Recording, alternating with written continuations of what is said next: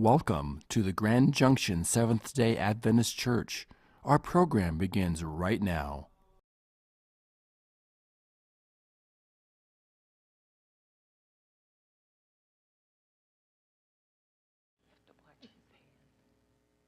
Okay. Good morning. Welcome to the Grand Junction Seventh-day Adventist Sabbath School panel. We want to welcome those here in the sanctuary as well as those who are watching on Facebook. Before we begin, we'd like to start with a word of prayer. Our Heavenly Father, we praise and thank you for the joy of coming together and worshiping you and studying your word. We ask Holy Spirit to work in us and through us, and that the words that we speak, that we can share your thoughts and your desires for us to share, and that we can bring a deeper sense to the steps that Abraham took from when he left his home in Ur, and it was Abram, and then became Abraham in his walk. Praise and thank you, dear Lord, for guiding and directing us. In Jesus' name, amen. Okay, we're going to start with our memory verse today. And Vicki, would you please read the memory verse? Yes, it comes from Hebrews chapter 11. By faith, Abraham obeyed when he was called to go out to the place which he would receive as an inheritance. And he went out, not knowing where he was going. Have you ever gone anywhere and not know where you're going and not what your destination is? I haven't. I do travel a lot with my job, and I do go to some places that I've never been before. But one of my main touches when I get to wherever I'm working, be it in Manassas, Virginia, Auburn, Maine, or in Arizona, or Illinois, or any of those places, is I always look for the Seventh-day Adventist Church. So I do have a cornerstone wherever I'm going, even if I've never been there before. But let's look at Abraham. When I first started reading Abraham, I thought, well, we've been through this before.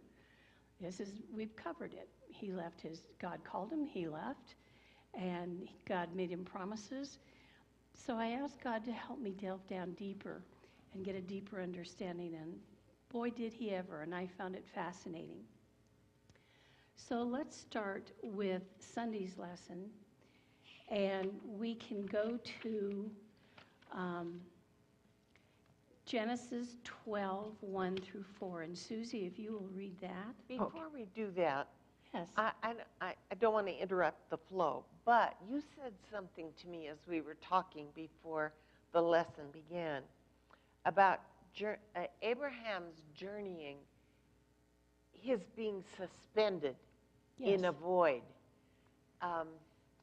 That echoed with me because he left and he didn't know where he was going, and then later when he had a son, he was willing to sacrifice him, and so he even abandoned whatever future he thought.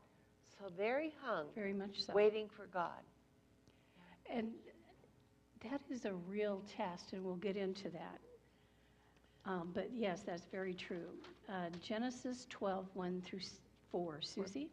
Now the Lord had said to Abram, "Get out of your country, from your family, and from your father's house to a land that I will show you. I will make you a great nation. I will bless you and make your name great, and you shall be a blessing. I will bless those who bless you, and I will curse him who curses you, and in you all the families of the earth shall be blessed." So Abram departed as the Lord had spoken to him, and Lot went with him. And Abram was 75 years old when he departed from Haran. Okay, and Vicki, can you read 12, 5 through 9? Oh, still here. Abram took his wife Sarai and his brother's son Lot and all the possessions they had gathered and the persons whom they had acquired in Haran, and they set forth to go to the land of Canaan. When 5 through 9.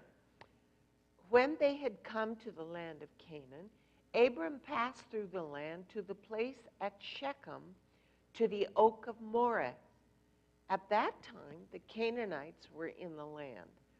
Then the Lord appeared to Abram and said, "To your offspring I will give this land." So he built there an altar to the Lord who had appeared to him. From there, he moved on to the hill country on the east of Bethel and pitched his tent with Bethel on the west and Ai on the east. And there he built an altar to the Lord and invoked the name of the Lord. Oh, and 9. And Abram journeyed on by stages toward the Negev. Okay, thank you. Susie, you said you had found something that tells us more about where he left his Yeah, home. I thought this was interesting because I think it puts a little bit of light on what Abraham was actually leaving. I've got two little areas here. It said had hot and cold running water, a sewer system, multi-story buildings, paved roads, major temples, ornate furniture, and a variety of metal instruments.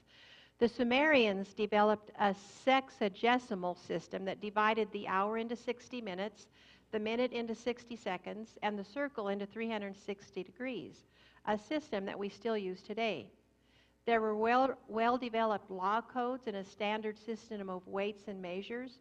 There was a system of canals connecting the Tigris and Euphrates River valleys to control floods and provide irrigation so farming can go on year-round, which was important. And then down here it says, if Abraham was a wealthy man in Ur, as he appears to have been, he must have possessed many treasures of the finest craftsmanship and the most exquisite materials. He would have lived in a mansion in Ur that would probably still look impressive today. As an upper-class free man, he would have attained a high level of education and must have been literate and fluent in Sumerian, Akkadian, various other Semitic languages, probably Egyptian as a trade language. He would have enjoyed a refined urban life in a highly advanced center of civilization. To leave all of this in order to journey to Canaan would have meant a huge sacrifice of material comfort. Abraham lived in a tent in Canaan, not in a house. He lived in rugged fields, deserts, mountains, away from the conveniences of civilization. Whereas Ur had a perpetually dry and sunny climate with a stable water supply, Canaan had a far messier and more unpredictable climate with rain, snow, frost, dew, and so forth. The only two centers of advanced civilization near Canaan were Egypt and Sodom, both of which were spiritually problematic and outside of the area where God wanted Abraham to live. So it kind of, first of all, it makes you realize that they weren't as backwards back then as you seem to think. That's true. And that Abraham did leave a pretty comfortable life to travel the way he traveled. Sounds like it was a great place to live. I know, yeah. And then to move to tents and wander around, that takes a lot of faith. And it did say in the Sabbath afternoon lesson that Abraham was suspended in a void. Without his past, he was lost, and without his future, he could not see. So that's where I got the suspended, because it truly feels like that if you lose your past, and because that helps define who you are, and you've got to turn your back on it, and then you look forward and there's no horizon. That's pretty scary. So he was asked to leave. Now, we're told by the author of Patriarchs and Prophets that this was no light test. It was not a light test that was brought to Abraham, no to a small sacrifice that was required of him. There were strong ties to bind him to his country, his kindred, and his home. And we saw an example of that with the information that Susie. And it is very hard to leave your family. I know when I went to college, I left Denver and went to Walla Walla.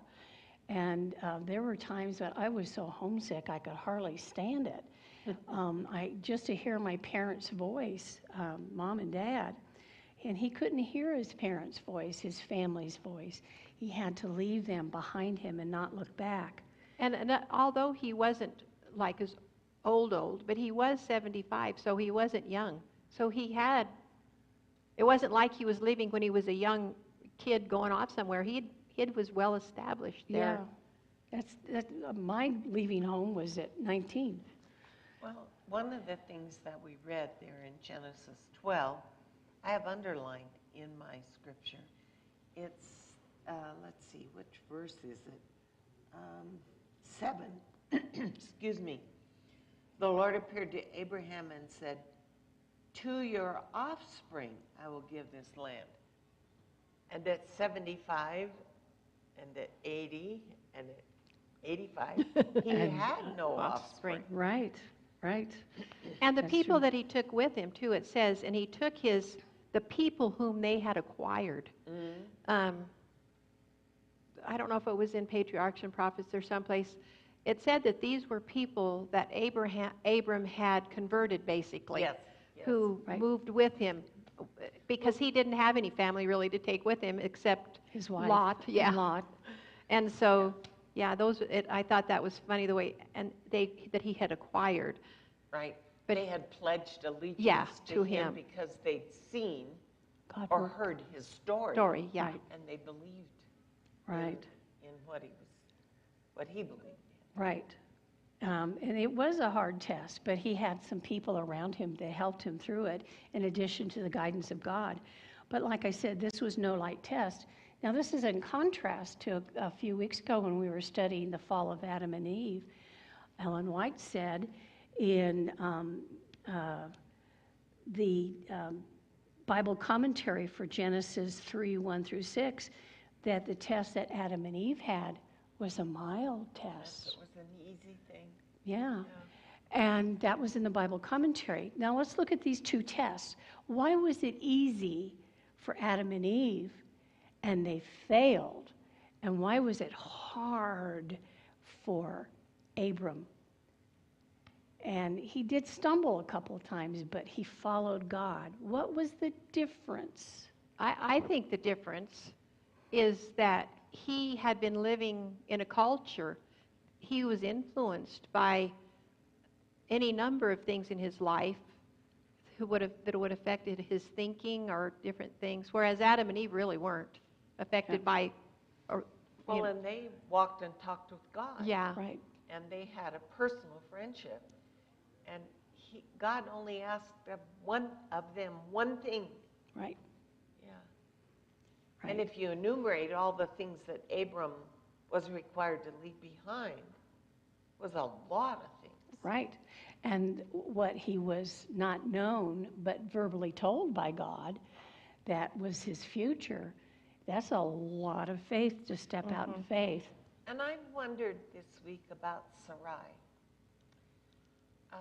We don't hear anything, or very, very little about her. But she apparently agreed with Abraham to go. But she also left everything she'd known, any family she had. Now, she was a half-sister of Abram, so they shared some family. I've wondered about what it was like for her to leave a home with indoor plumbing and live in a tent with goat skins for a floor. Well, and in that culture, how much say did she really have? I mean, I think maybe her and Abraham had maybe a little bit better of a relationship, possibly, but in her life, there were quite several times where Abraham kind of told her, "This is what I want you to do." She did it. Yeah. That's true. Okay, let's continue on.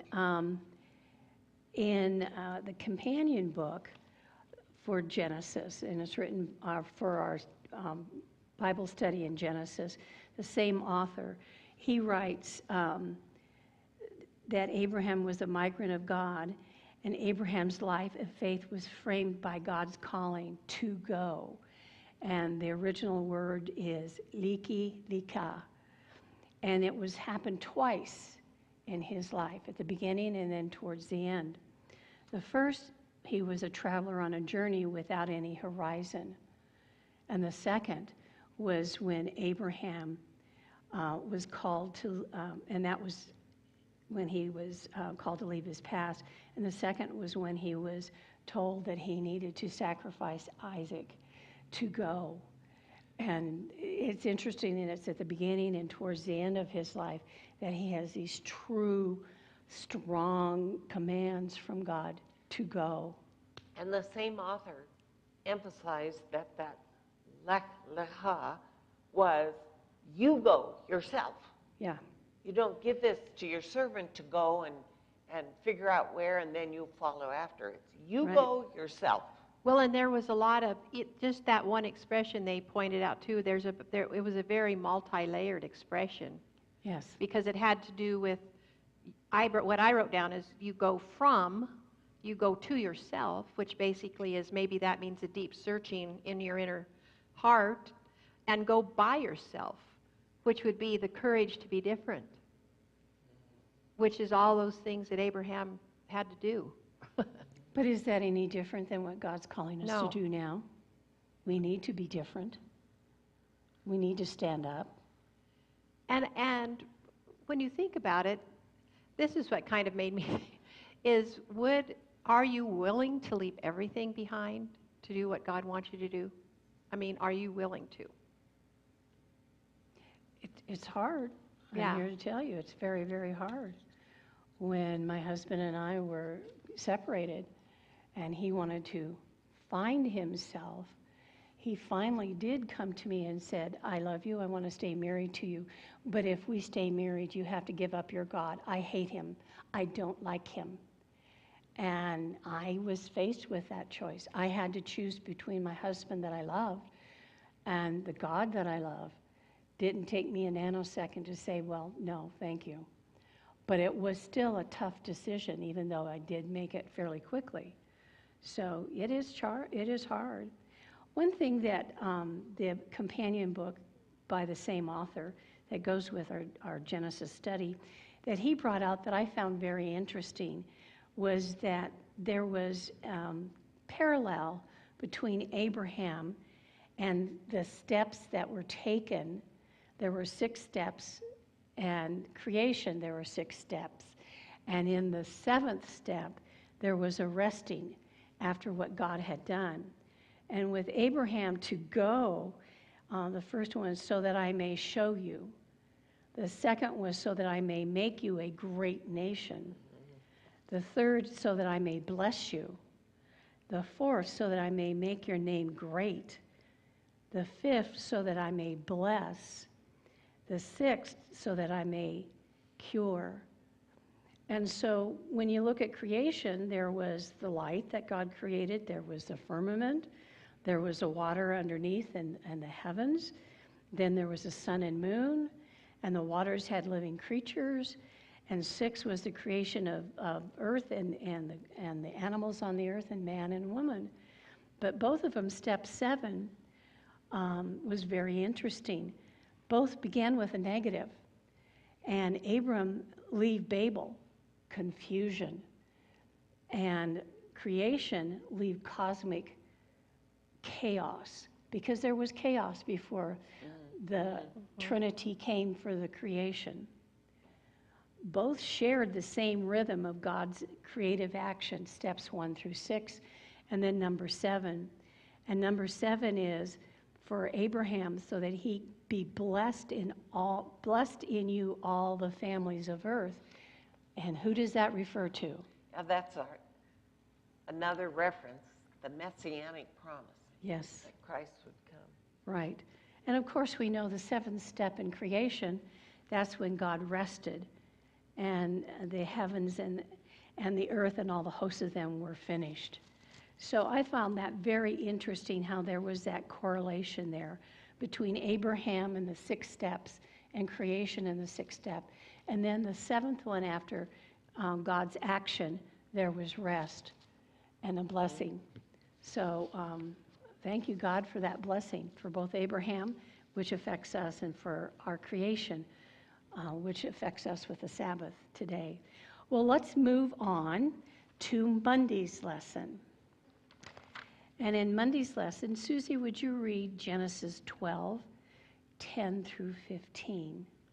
Now there was a famine in the land, and Abram went down to Egypt to dwell there, for the famine was severe in the land.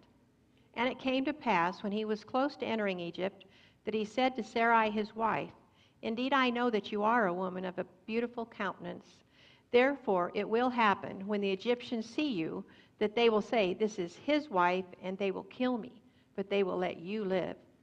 Please say, You are my sister, that it may be well with me for your sake, and that I may live because of you. So it was, when Abram came into Egypt, that the Egyptians saw the woman, and she was very beautiful. The princes of Pharaoh also saw her, and commended her to Pharaoh, and the woman was taken to Pharaoh's house. Okay, and Vicki, could you read Genesis 12, 16 through 20? And for her sake, he dealt well with Abram. And he had sheep and oxen, male donkeys, male and female slaves, female donkeys, and camels. So those are all the gifts that Pharaoh gave in exchange for Sarai. But the Lord afflicted Pharaoh and his house with great plagues because of Sarai, Abram's wife. So Pharaoh called Abram and said, What is this you've done to me? Why did you tell me that she was your wife? Why did you say she is my sister, so that I took her for my wife? Now then, here is your wife. Take her, be gone. And Pharaoh gave his men orders concerning him, and they set him on the way with his wife and all that he had. And he didn't take away the gifts that he had given him. Nope. So here we And have. let him go in safety, In which was safety. another thing. With a guard. Yeah. Yes. Right. He didn't punish him for what he had done. He was angry. Okay, words of wisdom. No, I've been curious about the Lord afflicted Pharaoh and his house with great plagues because of Sarai, Abram's wife. So what plague might God have afflicted them that would involve the women?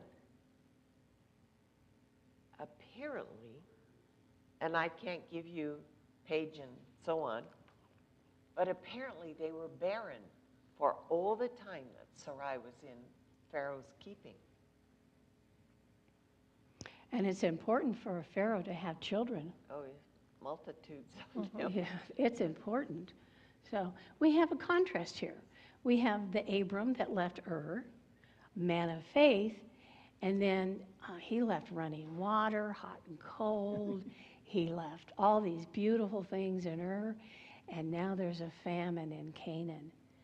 And where's the water? Where's the comfort?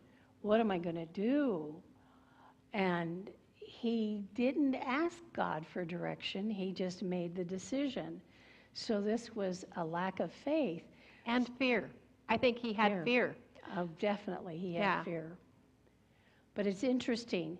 He went down to Egypt. Mm-hmm. He went down to Egypt. Now let's look at our lives. Do you think we have times like that? Yeah. I have times like that in 5 minutes. Mm-hmm.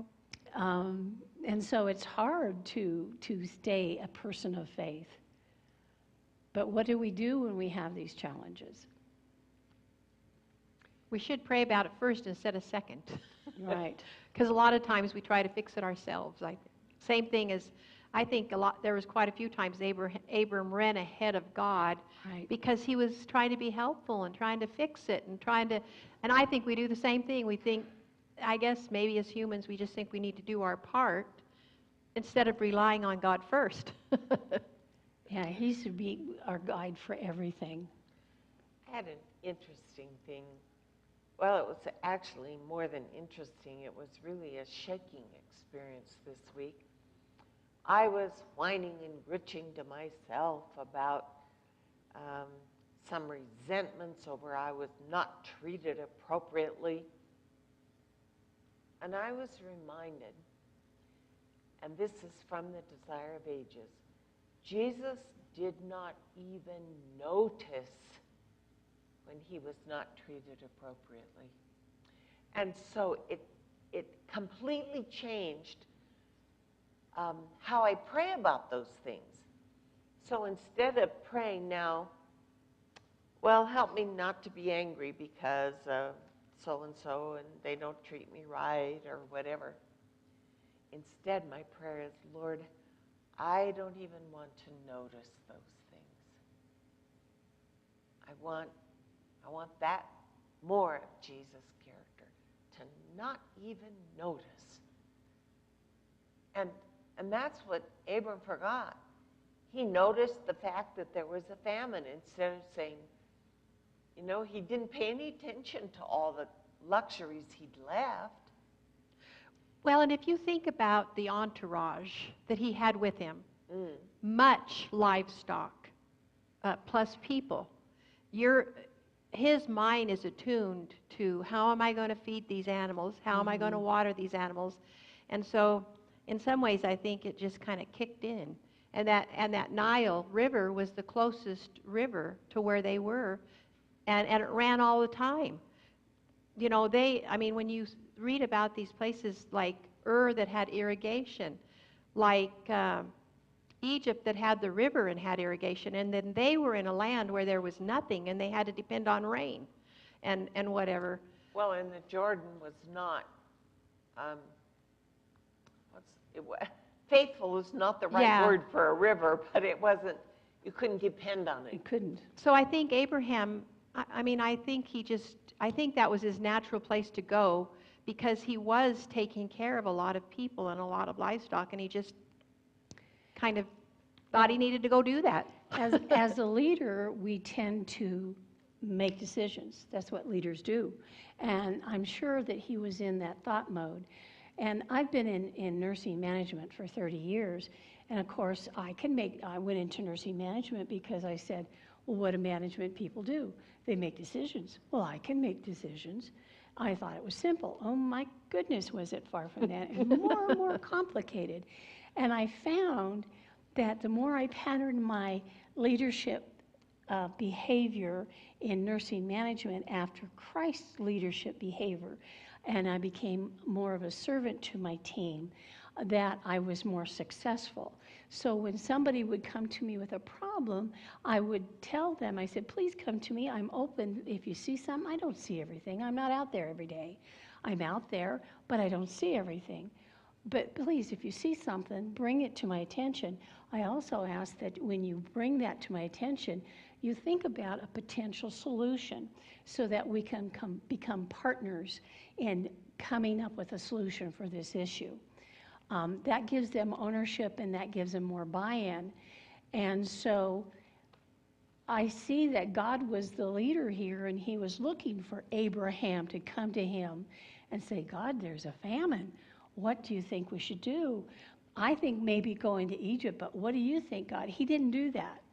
And so that's important for us to remember, that we need to pattern our lives and our decisions, because we are Christians, which means we are Christ-like. And it's really hard. It's really hard not to say, vengeance is yours, Lord, get them. Yeah. It's really hard. But I stop and think, Christ was on the cross and he said, forgive them, Lord, they know not what they do. Put forgiveness in your heart. Okay, this person's being really bad. They think they know better, but it's really wrong. Help me to be like Christ and guide them. And so that can be very, very challenging. So, yeah, he goes down into Egypt. And during his stay in Egypt, Abraham gave evidence that he was not free from human weakness and imperfection. And in concealing the fact that Sarah was his wife, he betrayed a distrust of the divine care, a lack of that holy faith and courage so often nobly exemplified in his life. And so we can see that we can make mistakes and stumble, but God forgives us. We ask him to forgive us, and he forgives us. And fortunately, he can still use flawed people. Oh. He can work through flawed people. Yeah.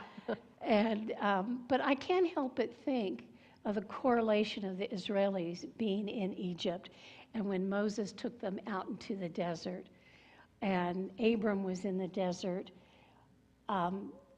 Moses had the faith to ask God, okay, Lord, they're feed them. What are we going to feed these people? They got manna. God fed them. He gave them water. And so this was a lesson that Abram's descendants were still learning hundreds of years later when they came out of Egypt.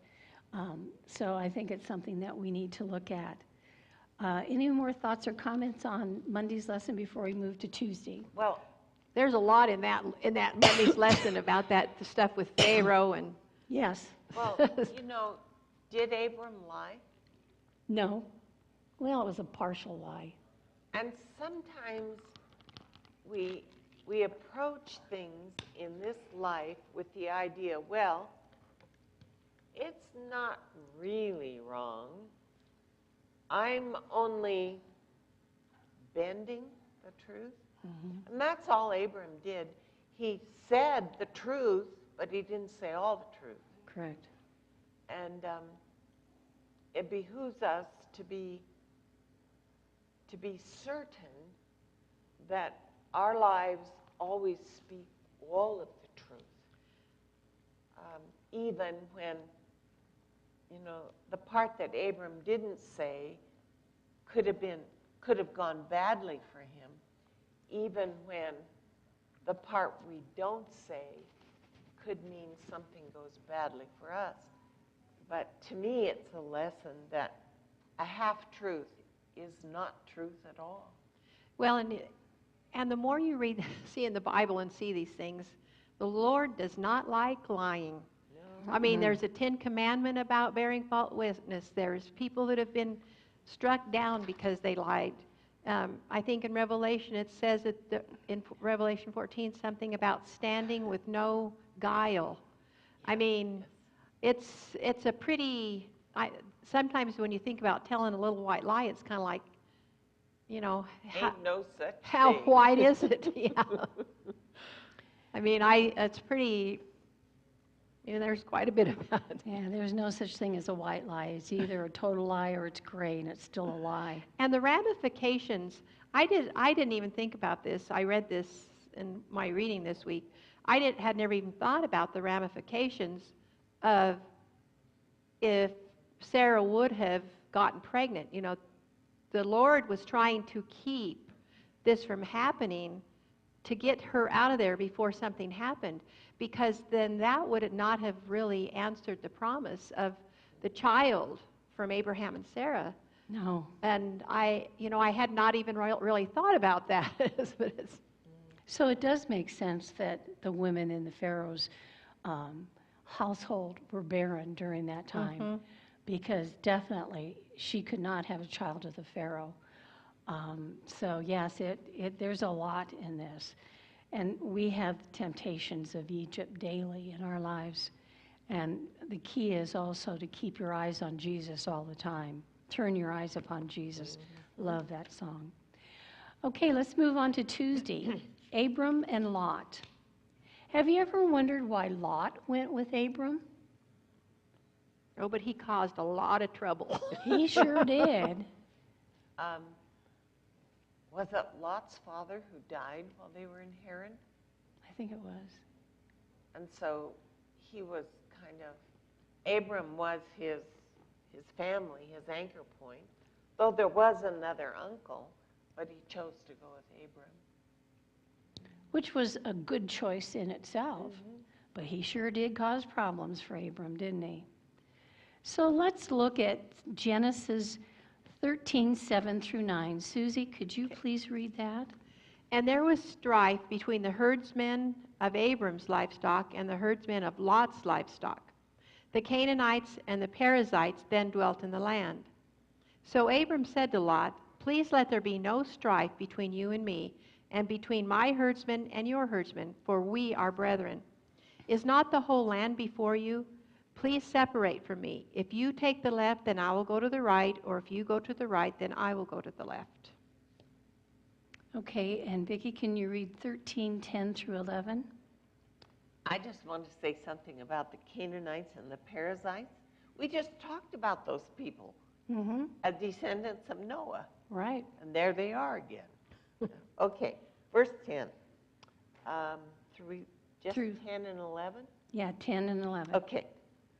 Lot looked about him and saw that the plain of the Jordan was well watered everywhere, like the garden of the Lord, like the land of Egypt in the direction of Zoar. This was before the Lord had destroyed Sodom and Gomorrah. And 11? Mm-hmm. Okay. So Lot chose for himself all the plain of the Jordan, and Lot journeyed eastward. Thus they separated from each other. Okay. Now, we don't hear in the Bible about God talking to Abram while he was in Egypt. But once he gets back to Canaan, God does start to interact with Abram again. And Abram has repented and is back to himself, the man of faith. So Abram was the elder in the church, in the family. He could have chosen which way he was going to go, but he didn't. Why do you think he didn't? He took the high road, yes. He did. The Lord had promised him that land. I think Abram probably knew that it was going to be his land. Regardless. Of which way. Yeah. So he was a man of peace, and he brought peace with them. Lot chose the easiest and best part for himself. Kind of reminded him, don't you think, of maybe with the water and the grass and the green land and the city developed. Maybe he had some homesick feelings.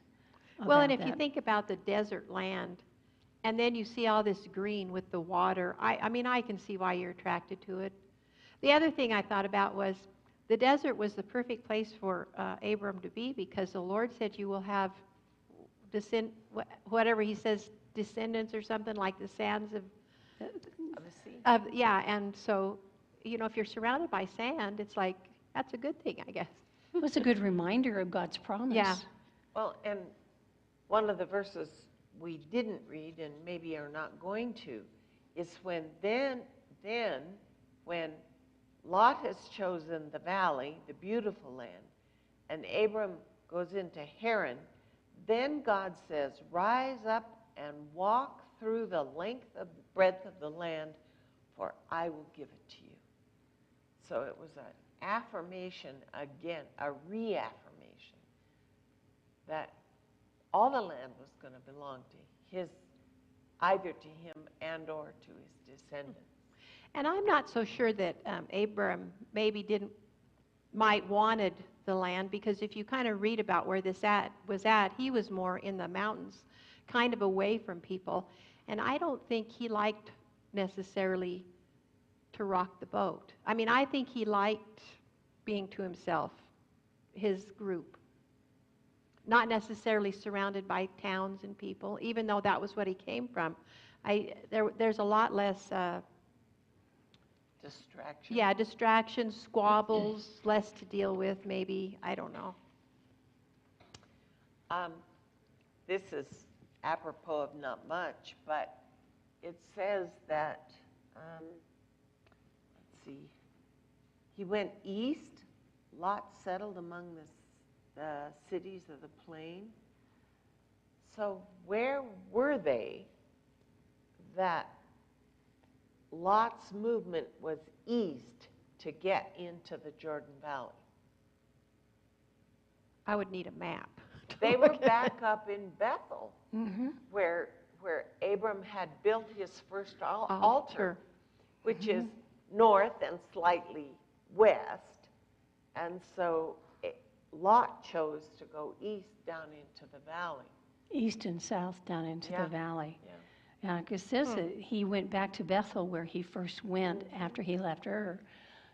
And I think there's something significant there, because that's where he built his first altar. And so he's going back to the place where he had confidence in what the Lord was leading him to. Right. And he'd kind of shaken himself in this Egypt experience. And I think the Lord brings us back to early experiences, to reunite with our first love. Right. Yeah. I find it interesting that he did connect with God when he went to Bethel, but God did not talk to him until after he separated from Lot. Yes. Why do you think that is? I don't know. I was kind of wondering the same thing, and I don't know the answer. And it's after that separation that he says, lift up your eyes, look at the place, north, south, east, and west. All this land I'm going to give you. Go out there and walk it. Take possession of it. Right. Yeah. I think, now this is just Wanda speculating, but God and Abraham walked very closely. Probably almost as closely as God and Enoch. He was very, very close to God. But don't you think that off to the side was Lot, and he was wah, wah, wah, wah, wah, wah, wah, wah, wah, and it can be distracting. Oh, yeah. And so, I mean, this is just Wanda's thoughts. I could be accurate, I could be not. But once that distraction, wah, wah, wah, wah, goes away, then his ears are both attuned, and he's totally focused on God. And that's when God starts to talk to him. And not just Lot. Because their herdsmen were arguing about property and Right. who should have what. And they were arguing over water of all things. Yeah. And there was plenty of water. But they both had great possessions. And both of them there in that location, it would not support both of them. So this is another thing that I think God helped prompt them to separate and go their own directions. Any more thoughts on Tuesday's lessons before we move on? I thought one of the lessons in this about Lot is that we can choose if we are kind, if we are generous, if we can take the high road. We can make that same choice. I underlined a sentence down in the last part there. The Lord, though, makes it very clear that He, God, is giving it, that's the land, to Abram. It is a gift of grace, which Abram must appropriate by faith, a faith that leads to obedience. And he had not been, was he disobedient when he went to Egypt? Well, he didn't ask. Yeah. And that's partly what I think Abram needed to learn was real trust. And that's basically what that is saying, that it was a gift and he had to trust enough and have faith enough and obey. Well, I think these were mini tests also. Oh, yeah. Because, well, okay, God, you said I was going to have kids. You said you were going to give me this. So he kind of stumbles. But once he stumbles, he gets upright again and starts paying attention and following God. I was interested when I was studying this part. There is a verse in Hebrews 5 that says Jesus learned obedience through the things he suffered. Now, that's what's going on with Abraham, or Abram still. He is finally beginning to learn obedience by the stuff that went wrong. Now, Jesus never sinned, but by his walk with his Father, he struggled and mastered. So he learned obedience by those things that he had to struggle with, just like Abram was beginning to learn obedience by the temptations and the struggles that he was faced with. But that's how our faith is refined and becomes like pure gold. We have to refine our character and make it more like Christ. And it is only going through these things that we learn that. It's uncomfortable at the time, but it is a lesson that is good for us to learn. And as uncomfortable it is, it's always best, I find, to say, Lord, this is really uncomfortable. Show me what I'm supposed to learn. I'm kind of, dense and a little slow on the uptake here. Show me what I'm supposed to learn and help me to learn it and incorporate it into my life. Well, you sound much meeker than I, because I tend to wrestle with God and argue with him until I exhaust myself against my own stubbornness. And then I say, oh God, okay, I'm willing now to learn. Whatever it is you want me to learn, I'm willing. And I think that's the thing that Jesus' example is for me, that he learned obedience through the things he suffered. And if I'm willing, I don't have to beat my head against a wall. Oh, I've had times when I've argued with God, very lengthy.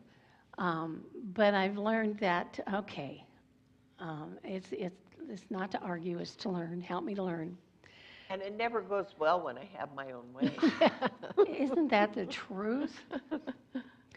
Okay, let's move on to Wednesday, the Babel Coalition.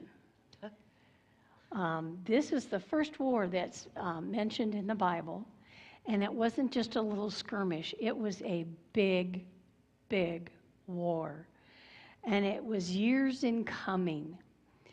They had 4 armies from Mesopotamia and Persia that came after 5 Canaanite armies because, yeah, go ahead. Excuse me, I didn't mean to interrupt you.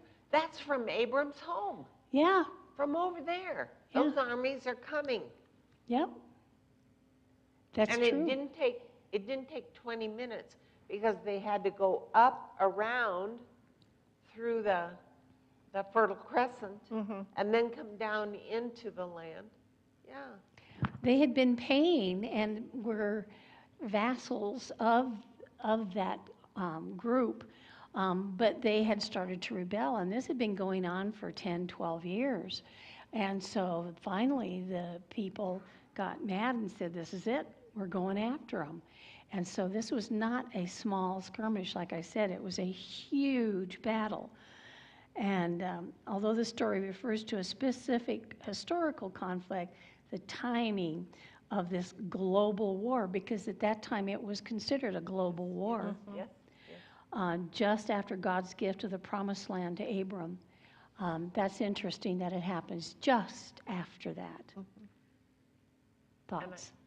And I wonder, as we're facing some of the things that we know are going to be coming to us through the final days, we have a promised land, and yet we are going to be faced with a war that we're involved in, and yet it's not our war. No. Just as this was not Abram's war. Yep, it was not Abram's war. Well, let's read some verses in Genesis 14. Okay. Susie, would you read Genesis 14, 1 through 4? I will try, because there's a lot I have faith in you. Okay. And it came to pass in the days of Amraphel, king of Shinar, Arioch, king of Elasar, Chedorlaomer, king of Elam, and Tidal, king of nations, that they made war with Bera, king of Sodom, Bersha, king of Gomorrah, Shinab, king of Admah, Shemember, king of Zebolim, and the king of Bela, that is Zor. All these joined together in the valley of Siddim, that is the Salt Sea. 12 years they served Chedorlaomer, and in the 13th year they rebelled. Okay, Vicki, can you read 14, 11 through 12? So the enemy took all the goods of Sodom and Gomorrah and all their provisions and went their way. They also took Lot, the son of Abram's brother, who lived in Sodom, and his goods and departed. Okay. Oh, did you want? Yeah, 11 through 12. 12. All right, I did it. Okay. I always lose track of where I am. I'm sorry. Yeah, I get reading the Bible and I get lost, so I get into it. Okay, and Susie, could you read 14 through 16? Now when Abram heard that his brother was taken captive, so he must have called Lot his brother, huh? He armed his... No, Lot, the son of his It says, now when Abram heard that his brother, so he must have been Well, they're both talking figuratively or what- figuratively, yeah. yes. Was taken captive. He armed his 318 trained servants who were born in his own house and went in pursuit as far as Dan. He divided his forces against them by night, and he and his servants attacked them and pursued them as far as Hobah, which is north of Damascus. How far down? 16. Mhm. Okay. So he brought back all the goods and also brought back his brother Lot and his goods, as well as the women and the people. Okay. My translation uses nephew. See, this is, let's see, this is New King James, and he says brothers. Yeah, that's interesting. Yeah. So we have a global war, and the only one, and they're fighting over the land and the money. And, War is almost always because of property. oh, yeah. Oh, Always yeah. to Possession. enrich- Yeah, possession. Always to enrich someone. Yeah. Yeah, possession. Mhm. As an example, what's happening in the Ukraine. But here we are. These people are fighting over the land. They're fighting over the money. And Abram's not involved, but who's the real owner of the land? Abram. Abram. Okay, here we are on earth. And there's fighting and everything that's going on. And people are trying to take over and all this sort of stuff. But who's the real owner of this earth? God. The one whom we serve. The one whom we serve.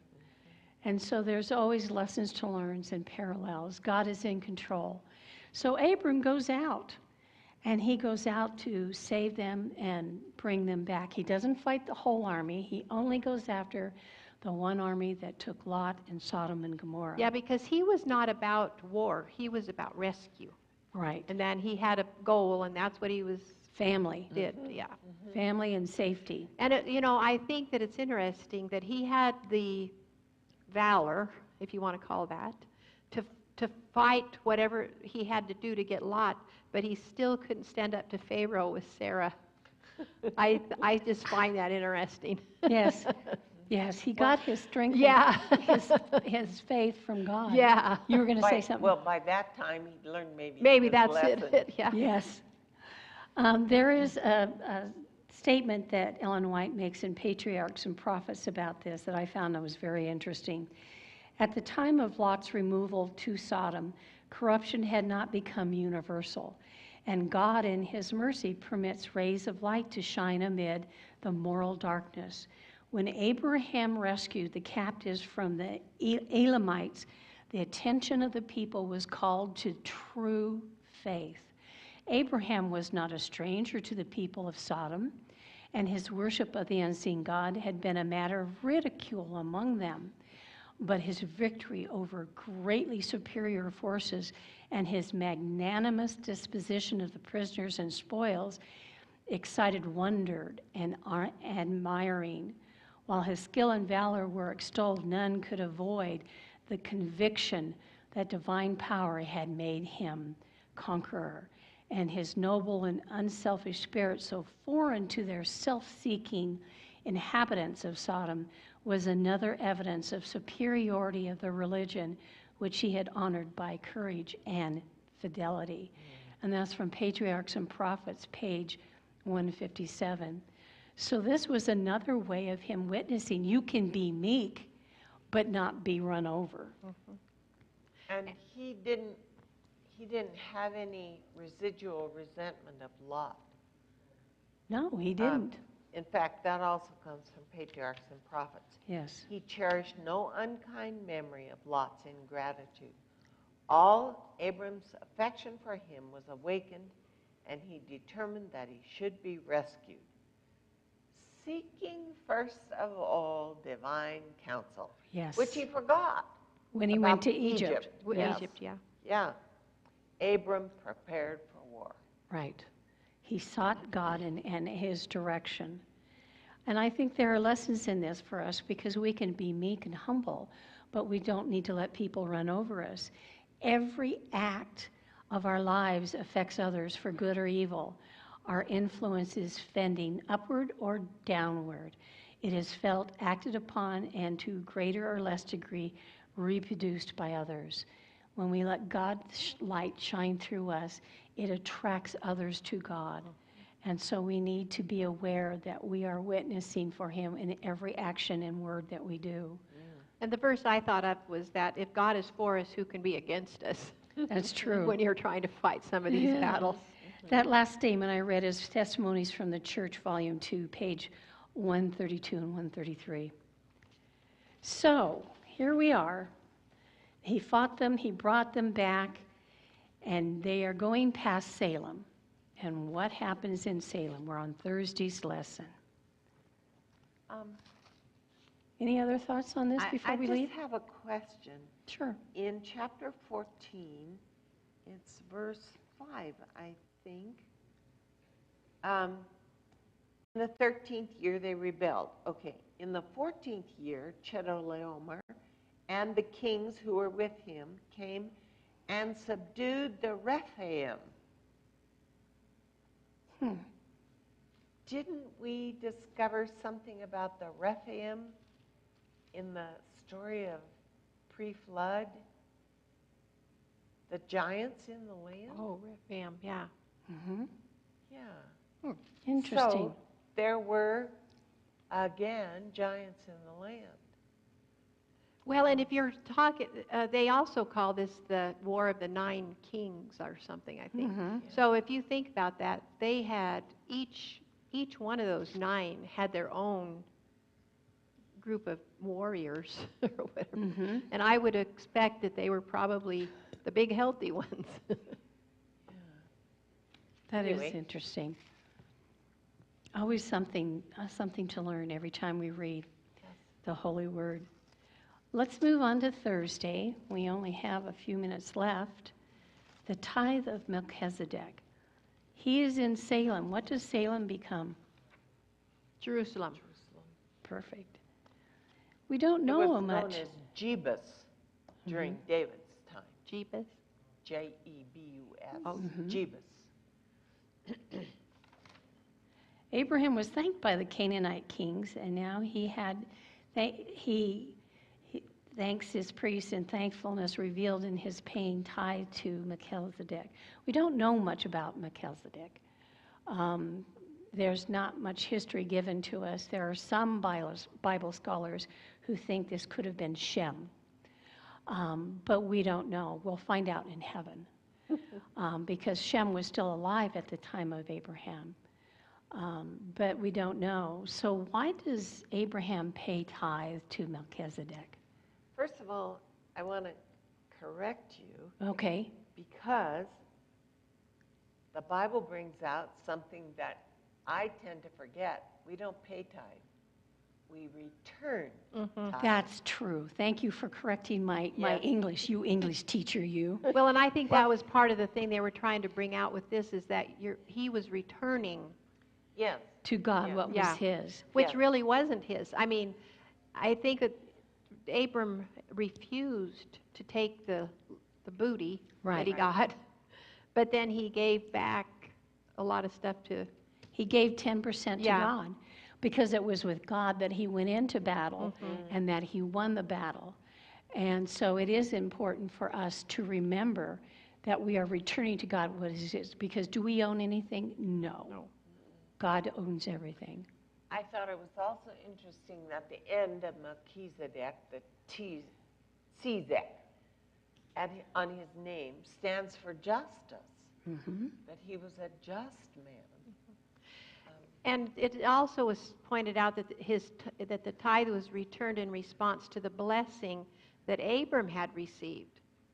So, what is our response to the blessings we receive? What are our blessings? And we can see Abram going with an open hand to return part of his blessings to Melchizedek.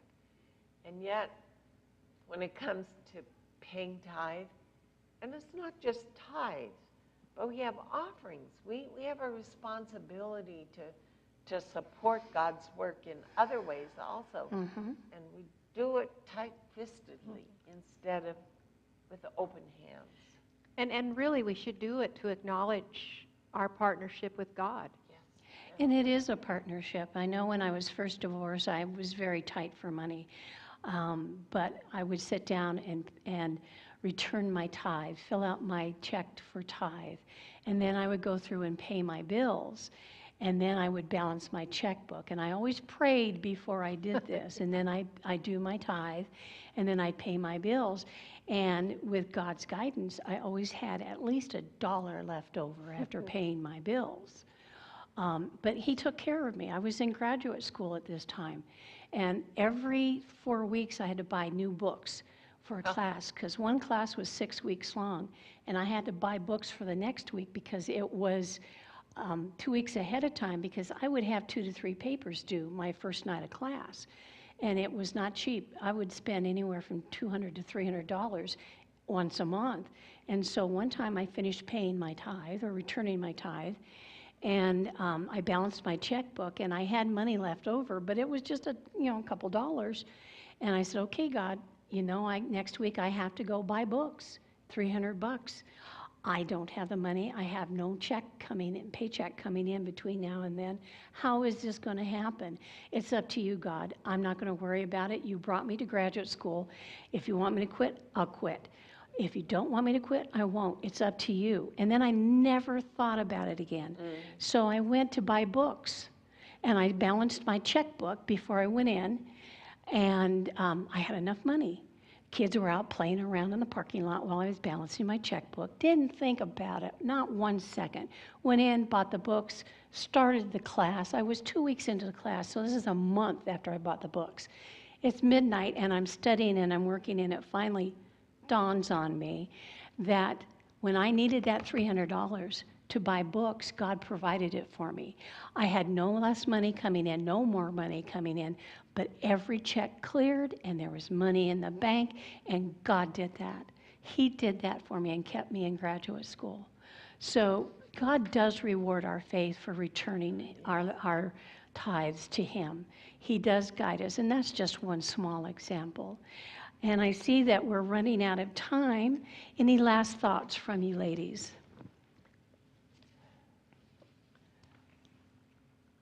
I see the wheels turning. Vicki. Yeah.